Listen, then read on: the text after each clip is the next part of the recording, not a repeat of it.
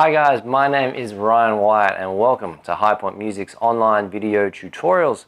So what we're going to cover in today's lesson is quite simply, I'm going to give you guys some technique exercises. So this lesson is particularly targeted at players who are sort of in that upper intermediate area who are just trying to break through and take their playing to the next level. So the reason what inspired today's video tutorial, I was working with a client online recently and they were coming up against really similar problems with this solo in particular. And what it boiled down to is they just had a few little imperfections with their technique, being able to move vertically across their fretboard with some of those digital patterns and also horizontally, so moving along there. So what we ended up doing is coming up with a few basic exercises, going right back to the foundation of his technique, getting him in touch with the basic principles that I've found personally incredibly effective throughout my playing and career, and got him working on those, building up where he could execute this solo perfectly. Alright, so pretty much guys, let's jump straight into today's lesson. Alright, so the first one guys is a vertical exercise using a digital pattern. So for those of you who aren't familiar with the concept of digital patterns, effectively what it is I'll play through it first, give you guys a bit of an example. So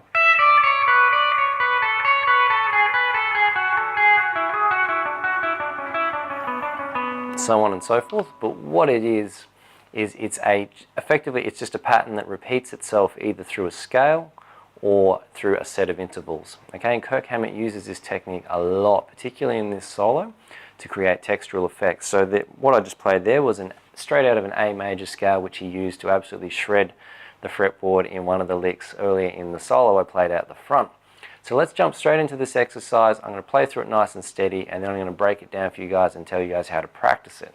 Okay guys, so starting out, we're just working our way through an A major scale, just like out of the solo that Kirk Hammett was using.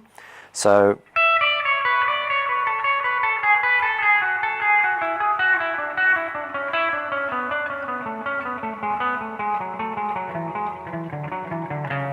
that's the exercise we're going to be using to help develop not only our right hand fluency with our pick, but also get our left hand working, and particularly these fingers, third finger and fourth finger, get them developing the technique and their accuracy. Alright guys, so let's start breaking it down, this exercise, really slowly. So what's going on is it's all 4 notes at a time, and that pattern just moves itself through the scale. So we start off with our little finger on the 12th fret, so the 5th degree of an A major scale we've got here. So we're moving 1, 2, 3 up to the B string for 4. That's our first one. Cool. Then our second finger drops back to the 10th fret here for the second 4. Change strings. First finger for the third.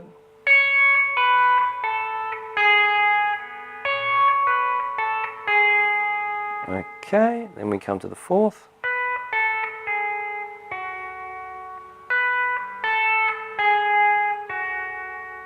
Alright, next lot of 4 guys.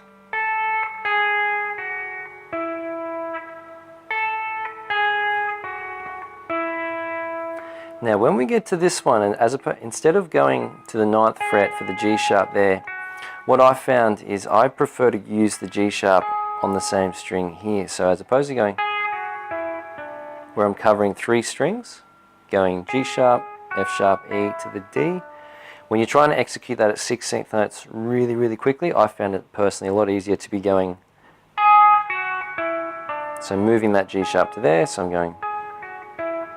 So I'll show you how that fits just in context there. So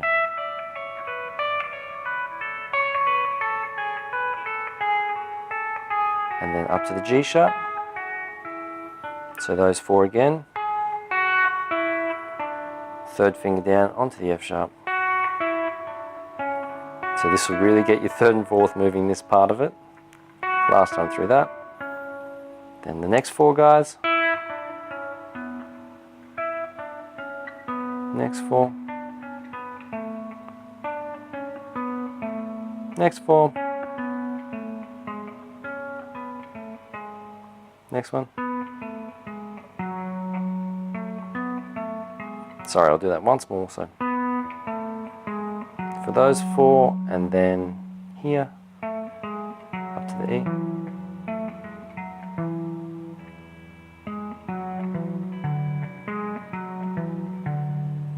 first finger on the ninth,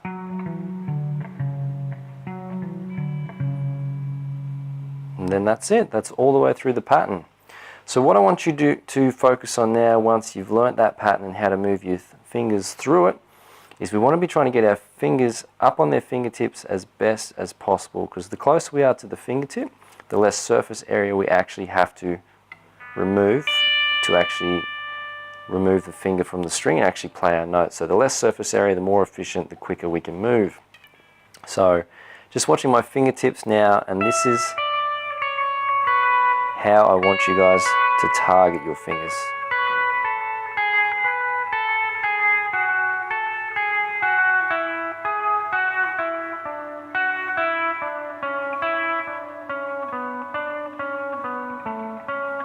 So just on the tips, trying to keep the fingers really close. So just keeping the hand really relaxed, okay? So once more, guys.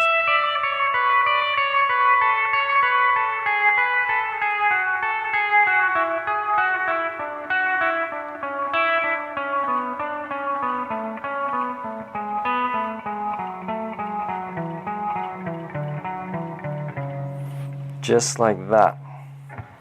Alright, cool. So a really awesome way to practice that is working with a metronome and moving it chromatically. So the 2 points why that's really important. Firstly, the metronome is unbelievably good for really drilling your timing and getting it sounding really good on time every time, okay? So it gives you a perfect indicator of where you're doing it well, where you're starting to relax on your time. So the metronome is perfect for that. The second little bit, just to make it more difficult, is moving it chromatically. So for those of you who aren't familiar with that, that's actually moving the scale or moving that pattern after you've practiced it in one position. Simply just move it over or move it up or down, up the fretboard, and run through it with the metronome doing that. That's really beneficial because as the fret spacings differ going up the fretboard, it forces you to adjust your technique. Okay, so that's going to be really, really good, particularly under pressure, helping you adjust and really develop a really rock solid technique there. Let's jump on to the second exercise now, guys. This is one to get you moving horizontally across the fretboard. So jumping straight in, we've got pretty much first finger in the first fret, third finger in the third, fourth in the fourth. So what we want to be doing is just picking 2 times through that sequence. So 4, 3, 1, 4, 3, 1. And then moving it up 2 frets, 4, 3, 1, 4, 3, 1, 2 more frets, 2 more, 2 more, 2 more.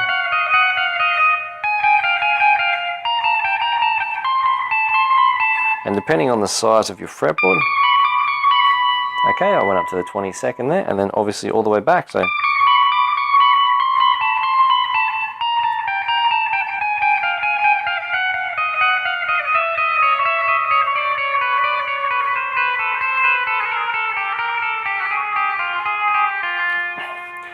So this one is really, really beneficial because what this will do, again, the same reasons I explained earlier with the digital pattern going up and down, this will really get you moving,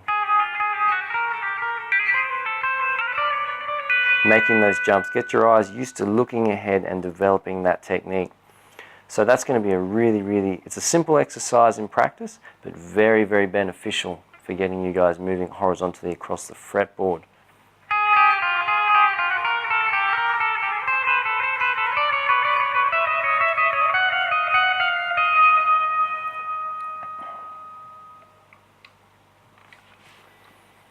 Cool, guys. So 2 really simple I guess in theory, they're very simple concepts, but incredibly effective in developing your technique, particularly if you are in that sort of lower or upper intermediate bracket and really want to get your lead playing and develop your single note technique to be able to break through and play these types of solos.